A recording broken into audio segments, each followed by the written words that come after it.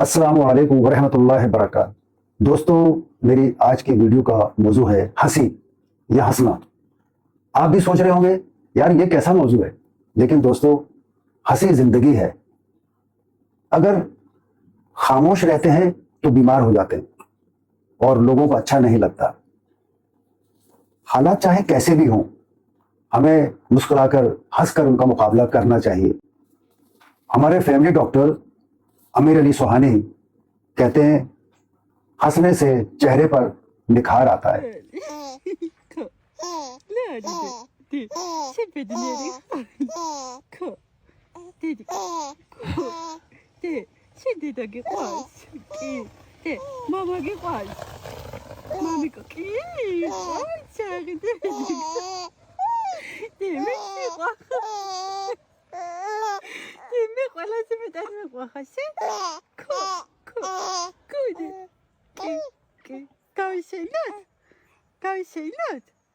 चेहरे पर ताजगी आती है और खामोश रहने से न सिर्फ इंसान बीमार होता है बल्कि उसके चेहरे पर उसके असरात नजर आते हैं। दोस्तों, हमारी जिंदगी तजर्बों, तकलीफों, मुसीबतों, परेशानियों से इबारत है और गुरु नानक का बड़ा मशहूर जुमला है, नानक दुखिया सब संसार। यानी दुनिया में शायद ही कोई ऐसा इंसान होगा जो दुखी नहीं होगा। कोई बिजली का बिल ज्यादा आने से दुखी है, तो कोई बिजली घर में ना होने से दुखी है, कोई कम आमदनी और ज्यादा अखराजात से दुखी है, कोई इस बात से दुखी है कि मेरे पास पैसा बहुत है, इसे किस तरह छुपाऊं कि एफबीआर की नजर ना पड़े और मुझ पर टैक्स ना लगे। कोई कुंवारेपन से दुखी है और कोई शादी करके दुखी है। बड़ी अजीब बात है, यानी दुख और सुख दोनों जिंदगी के साथ साथ चल रहे हैं और हमें उन दोनों का मुकाबला करना है, लेकिन हंसकर, मुस्कुराकर। मेरे रज़ाक मामू फौजी थे, हर वक्त संजीदा रहते, गुस्से में रहते, लेकिन मैंने उनको भी आईने के सामने खड़े होकर हंसते देखा है। मुझे भी फौज में जाने का बहुत शौक था और मैं कभी खुद को मेजर तस्वर करता, कभी खुद को कर्नल तस्वर करता, लेकिन अफसोस कि फुटबॉल के मैच में टांग टूट जाने की वजह से मेरी ये ख्वाहिश पूरी ना हो सकी। लेकिन 65 की जंग हुई तो मैंने शहरी दिफा में बढ़ चढ़ कर हिस्सा लिया और जब मैं शहरी दिफा की वर्दी पहनता था तो खुद को एक फौजी तस्वर करता था और बहुत अच्छा लगता था मुझे। मैं समझता था शायद मैं फौजी हूं। यह मेरे स्कूल का ज़माना था। मैं अल्लामा इकबाल हाई स्कूल में पढ़ता था।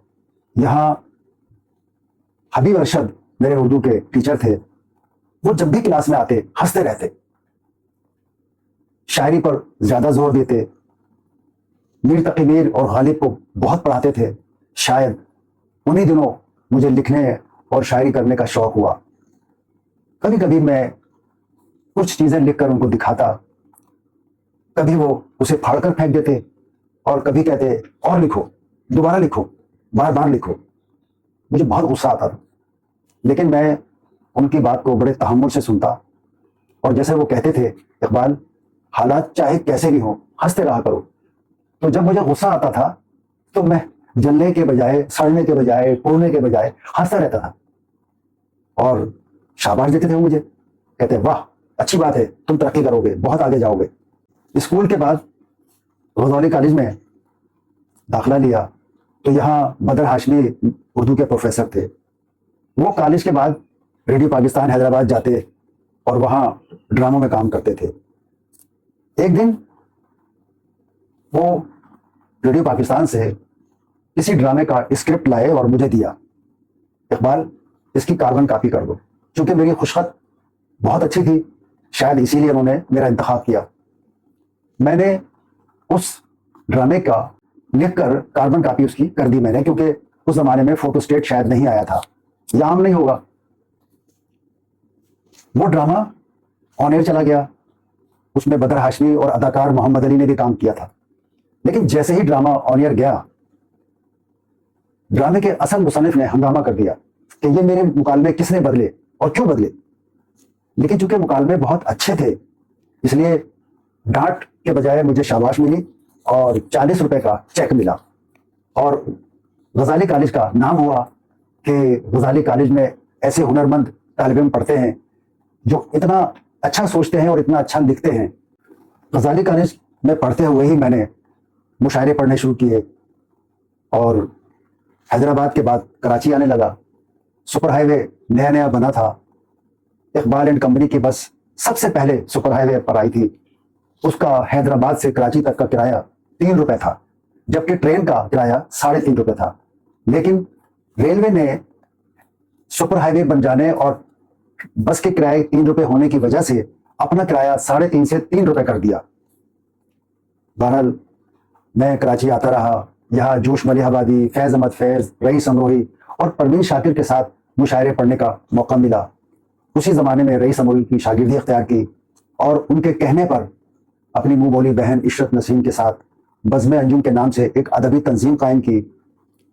फिर हैदराबाद में काजी अब्दुल कय्यूम रोड पर मंजूर चैम्बर में मरकजी उर्दू बोर्ड के दफ्तर में हम हफ्त रोज़ा नशिस्तें कराते, माहाना मुशायरे कराते और उसमें सक्खर, नेको खास, टंडो आदम, नवाज शाह और कराची के शोरा शिरकत करते। मेरी वाह वाह होती, कराची के अखबारात में, रेडियो पाकिस्तान पर मेरा नाम आने लगा। कराची आने जाने के लिए पैसों की ज़रूरत पड़ी तो मैंने छोटे छोटे काम शुरू किए। मसलन गलियों में पकौड़े बेचे, चने बेचे, गुब्बारे बेचे, अखबार बेचे। उस ज़माने में जंग अखबार दुआने का आता था और सारा दिन गलियों में घूमकर सिर्फ 6 या 7 अखबार मुझसे बिक सकते थे। ज़ाहिर उनसे गुजारा नहीं होता था। इलाके में बीड़ी के कारखाने थे, चनाचा मैं एक बीड़ी के कारखाने में गया और कहा मुझे काम दे दीजिए। 3 दिन तक मैंने उनका पत्ता और तंबाकू खराब किया तो मालिक ने मुझे मना कर दिया। बीड़ी के कारखानों में एक आदमी तनख्वाह पर रखा जाता था जो लाइब्रेरी से नावल लाकर तमाम वर्कर्स को बावादे बुलंद सुनाता था। एक दिन वो नहीं आया तो कारखाने के मालिक ने मुझे बुलाया और कहा कि इकबाल आज तुम नावल सुनाओ। मैंने नावल लेकर सुनाना शुरू किया और अब यकीन कीजिए मैंने नावल से एक लफ्ज नहीं पढ़ा, सारा नावल अपनी तरफ से सुनाता रहा। वर्कर वाह वाह वाह करते रहे और चूंकि वो नावल पहले सुन चुके थे, जब दूसरे दिन वो सुनाने वाला आया तो वो उससे लड़ पड़े, तुम हमें क्या सुनाते रहे, देखो इकबाल ने कितना अच्छा नावल सुनाया हमें और तुम हमें क्या सुनाते रहे। अब वो कस्में खाने लगा, भाई मैंने आपको इसी में से सुनाया है। लेकिन लोगों ने मेरी उनकी बात नहीं मानी, लिहाजा वो काम छोड़ना पड़ा। जैसा कि आप जानते हैं कि पूरी दुनिया में, हिंदुस्तान में फिरोजाबाद और पाकिस्तान में हैदराबाद ऐसे शहर हैं जहां चूड़ियों का काम होता है और एक चूड़ी तकरीबन 25 लोगों के हाथ से गुजरकर किसी खातून के हाथ में आती है। मैंने चूड़ियों का काम शुरू कर दिया और उसके बाद तकरीबन 12 या 13 चूड़ियों के काम थे जो मैंने किए। कुछ अरसे बाद हम कराची आ गए, यहाँ नवाए वक्त में मुलाजमत मिल गई। यहाँ हुमायूं अदीब और सुल्तान शाहिद, बच्चन लगारी, नज़ीर लगारी और बहुत से दोस्तों का ताउन मुझे हासिल रहा, ख़ास तौर पर हाजी अहमद मुजाहिद का। हुमायूं अदीब मुझ पर बहुत मेहरबान थे। उनके मशवरे से और उनके कहने पर मैंने अपनी बड़ी बेटी का नाम शर्मीन रखा। शर्मीन एक मिस्री एयर होस्टेस थी और वो उनको फ्लाइट में मिली थी। 2 साल बाद मैं सऊदीया चला गया, लेकिन मेरे जाने के कोई तकरीबन 8 महीने बाद हमारे दीप ने नवाया छोड़ दिया और मुझे कहा कि तुम वापस आ जाओ, हम मिलकर कोई मैगजीन निकालते हैं। मैं वापस आया, हफ्तों अखबार निकाला, लेकिन वो कामयाब ना हो सका। मैं फिर चला गया।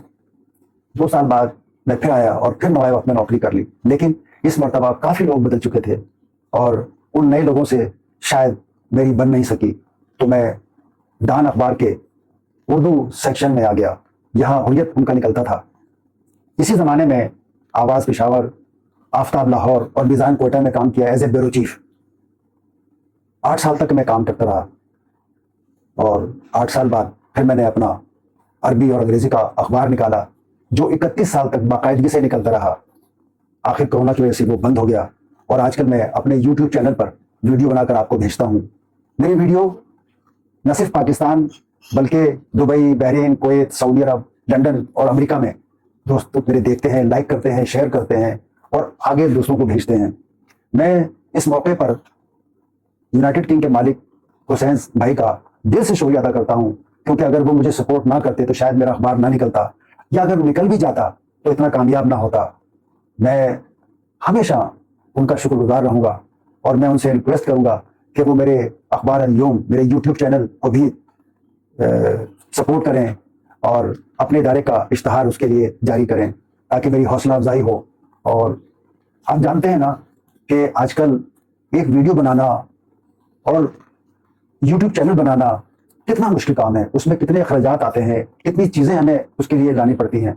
ज़ाहिर है मेरे पास इस वक्त बहुत महदूद वसाइल हैं, इतना सरमाया भी मेरे पास नहीं है। मैं बहुत कुछ करना चाहता हूँ, अच्छा करना चाहता हूँ, लेकिन कैसे करूँगा?